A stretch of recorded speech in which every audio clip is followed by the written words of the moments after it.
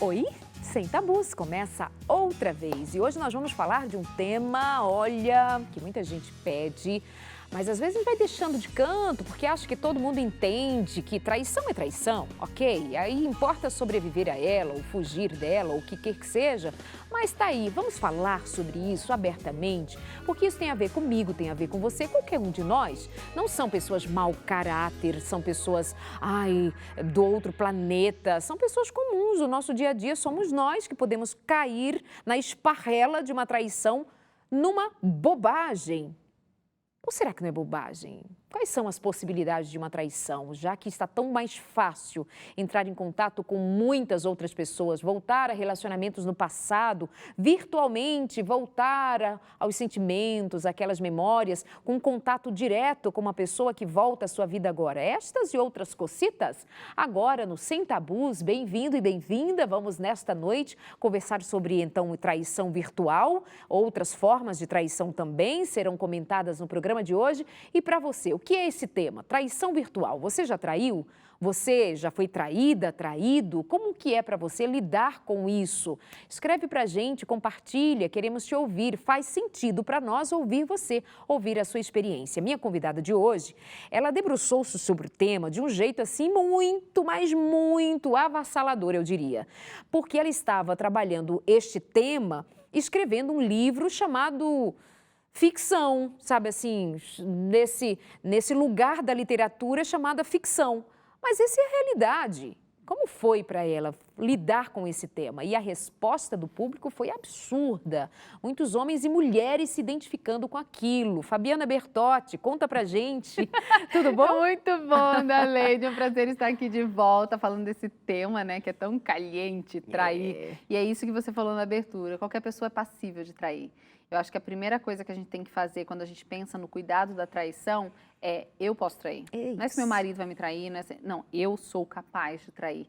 E eu tomo cuidados na minha vida se eu não quero incidir na traição. Escrever sobre traição para mim foi assim difícil, porque eu sou jornalista, eu nunca tinha escrito ficção, é outro esquema, um gênero diferenciado, tem as suas características e tudo mais. Eu tive que estudar, fui fazer curso para isso, porque eu não me sentia capaz. Foram 3 anos para escrever um livro. Eu sempre escrevo muito rápido os meus livros, e esse eu demorei muito tempo, porque eu simplesmente não me sentia capaz. Antes de tudo, foi um desafio para você. Foi muito um desafio profissional. Para mim foi, Exatamente. assim, tipo, me encaixar num novo gênero.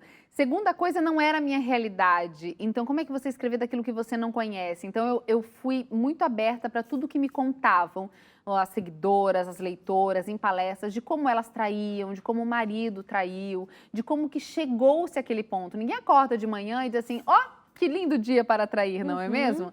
Não, isso é um processo. Com várias pessoas, ele pode acontecer de formas diferentes, mas o processo é muito parecido para todo mundo, sabe?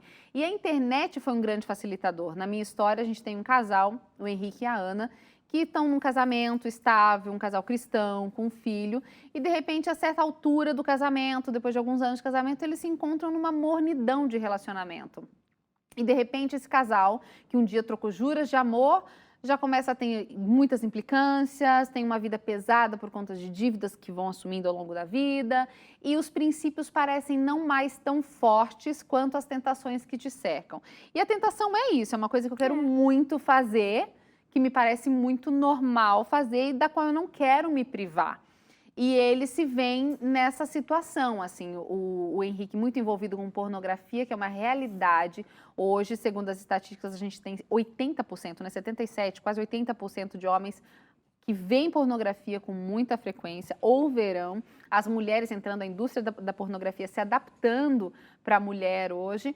E a gente tem um histórico de pessoas que, numa relação infeliz, acham em relações passadas ou em novas relações na internet escape para suas vidas monótonas. Quer dizer, eu não valorizo a minha realidade é monótona, dá muito trabalho, então eu tenho escapes virtuais para lidar com a monotonia do meu relacionamento. Então foi baseado nesse contexto que depois eu descobri que, né, parece mais legenda de jornal do que um livro de ficção, porque está mais para o dia a dia de muita gente, que eu comecei a me debruçar. Como é que um casal chega nesse ponto? Como é que eles vão lidar com a tentação de trair o outro, de ter um novo amor, de ter, sabe? Como é que é para a mulher, como é que é para o homem? Trair só pela internet é traição de verdade? Ter o desejo só é trair ou não? Tem que ir lá pro motel e é só assim que é traição? O que a Bíblia fala sobre isso, sabe? Então, para mim, foi uma experiência riquíssima e foi quando eu consegui botar no papel tudo que eu ouço de todo mundo a respeito disso. E o feedback foi incrível, as histórias e principalmente os porquês de se chegar ali, sabe? Eu tenho uma característica com o meu leitor, você deve experimentar isso com os seus, que não existe um frenesi, não é fã, eles gostam de conversar. Fábio, comigo foi desse jeito, ou várias histórias assim, você leu minha história, você viu meu diário, você andou fuçando no meu Facebook, eram histórias assim, e eu dizia, não, mas pelo jeito, né, estamos ali na intimidade. Foi muito rico, gostei muito. Então, nós estamos conversando com uma jornalista, que é escritora, autora de 7 livros, palestrante, youtuber, tem canal no YouTube da Fabiana. Muitos de vocês aí conhecem a Fabiana justamente das redes sociais, do canal, quando ela trata de muitos assuntos, de muitos temas, muito voltada para o público feminino, mas também tem lá seus seguidores homens. Tem, 20% né? do meu público é homem. Olha aí, já sabe até o percentual. 20% dos seus seguidores são homens que estão ali aprendendo juntos, estão partilhando dessa experiência, gosta de te ouvir falar, gosta da sua forma de comunicar, sobre princípios, valores, Bíblia, mas sem perder a leveza, sem deixar com que a religiosidade tome um lugar maior do que o princípio, o valor e a vida com toda a sua beleza como ela tem. É casada com o pastor Bertotti, Rodrigo Bertotti, que também é autor de livro, mas especialmente é pastor, mãe do Teodoro, filhinho querido, desejado, um lindo, e muitas outras funções atendidas no seu trabalho, especialmente por influenciar tanta gente, de todas as formas, não é? O que resta, no fim das contas, é assim, o quanto eu posso influenciar para o bem. Isso e todo mundo, né? Você não precisa ter muitos seguidores para influenciar. Não, mas peraí que tu tem muitos seguidores. Não, depende, comparando com quem? Com você, meu amor? Não, né, meu amor? Não. Eu acho que tem uma coisa nesse mundo que a gente vive de influenciador digital, que a gente tem uma coisa de que eu posso fazer o que eu quero, porque eu não sou famosinho na internet, e o que eu faço não vai afetar a vida de ninguém. É uma grande bobagem isso. Sim. Todo mundo é um grande influenciador. Tendo 5 seguidores ou 50 milhões. Tendo 2 pessoas da sua família que te seguem, ou tendo 50 mil na internet. A desgraça só é maior. Se não influenciar direito. Principalmente se você tem menos, mas são mais próximos, né? Porque hoje na rede social a gente não conta seguidor, a gente conta engajamento. Exatamente. Então o que vale para o mercado não é quantos seguidores eu tenho, mas quantos eu engajo. O que na vida real é a mesma coisa. Quantas pessoas estão engajadas comigo, é isso que conta. Na minha vida. Vamos lá então. Por onde você acha mais interessante abordar o tema traição virtual? Você deixou aqui alguns ganchos no ar, algumas janelas que ficam abertas, algumas questões que ficam em abertas, mas quando você parou e disse, vou começar o meu livro por este aspecto. Eu fui da média. Eu fui a média da pessoa que trai. Como está uma pessoa que trai? Ela geralmente está num relacionamento que está enfadonho, sem muita satisfação consigo mesmo. Ela está num relacionamento em que ela tem preguiça já de lutar contra alguns defeitos que ela reclama há muito tempo. É uma pessoa que tem fácil acesso à internet, tem uma certa estabilidade no sentido de, se der errado o meu casamento, eu toco a vida. Quer dizer, ela planeja, tem um plano B, sabe? E ter esse plano B, geralmente, é a maior desgraça para a maioria das pessoas que pensa na possibilidade de uma traição. É ela considerar o que dá para fazer caso ela seja descoberta, sabe? É você já planejar aquilo, ainda que inconscientemente. Mas, principalmente, para mim, de todos esses fatores, é ela pensar que ela não é capaz de trair. Quando ela pensa que ela não é capaz de trair, seja por que motivo for, porque eu sou muito íntegra, porque eu sou cristã, porque eu sou isso, porque aquilo. Quando eu me visto de uma capa de não vulnerável, eu estou mais vulnerável ainda, porque eu deixo de fortificar os muros que garantem os meus limites. Exato. Todo mundo é mau. Todo mundo pode, você é mau, você pode trair, você pode ter desejos lascivos contra as pessoas, você pode ter sonhos eróticos contra a pessoa, você pode admitir a sua maldade, a sua pecaminosidade, a sua necessidade constante de vigília junto a Cristo, ou se você não acredita em Deus, mas você acha que você tem sim algo superior que possa te controlar e te tolher, é o primeiro passo para evitar a traição. E o que eu conversei com esses meus leitores que acabaram virando fonte do meu trabalho foi justamente isso. Elas e eles não se achavam capazes de trair. Pessoas de bem, famílias do bem. Você pensa, não, essa pessoa traiu o marido.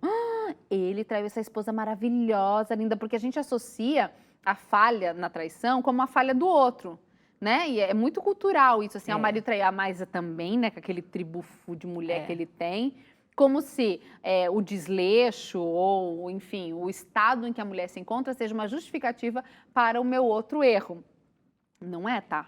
Então, essas condições eu senti na minha experiência de campo que foram as mais facilitadoras para uma traição. Esse retrato de um casamento médio, de não longo prazo, embora também tenha, mas assim, a janela majoritária é um casamento médio ali de 7 a 10 anos, filhos pequenos, fase trabalhosa, fase mais difícil, estabilidade e a percepção de que não sou capaz de fazer uma coisa terrível dessa. Concordo plenamente.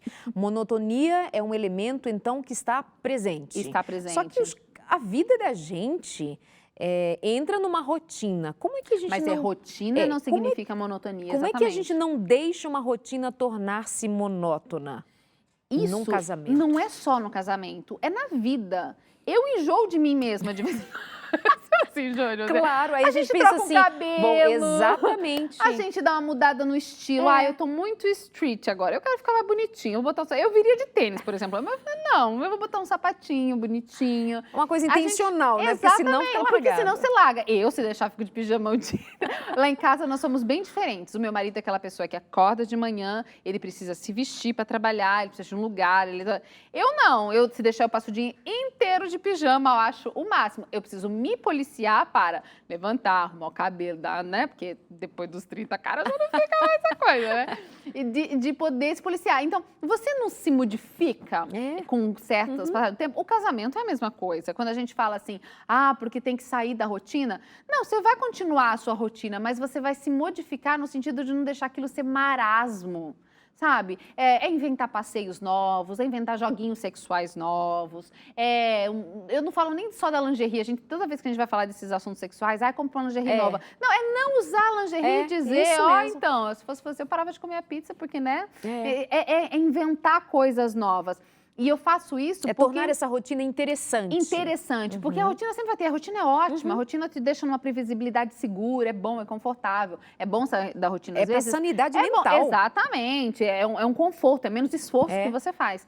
Agora, você não precisa ser monótono. E eu acho que muita gente leva o casamento no automático porque acha que é assim, casou, tá garantido, isso aí. Acabou. Tá garantido. Fábio, mas quando você diz, em algum momento aí da sua fala, você diz assim, não é porque a mulher usando a sua expressão, que a gente sabe todos como o que significa, a tribufu, né? Responsabilizar a mulher pela traição desse homem. Agora, deixa eu só lembrar antes para vocês, abrir aqui um parênteses, mas nem sei se é do parêntese, que assim, recebo algumas queixas do tipo, quando vocês falam de traição, é sempre o homem, é sempre o homem. É que a gente também não precisa toda hora ficar mudando o artigo, ele, ela, mas vamos combinar? Quando estiver falando ele ou ela, pode caber os dois, porque homens traem, mulheres traem.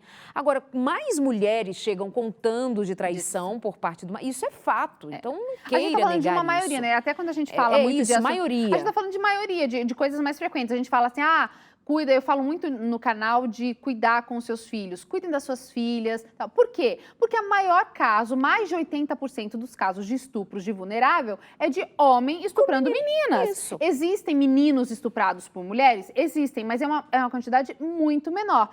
A gente não vai deixar de falar deles? Vamos falar, mas entenda que quando a maioria dos casos de traição são reportados por mulheres porque foram traídas pelos seus companheiros, naturalmente a gente fala mais nesse gênero. Estamos usando esse gênero, exatamente.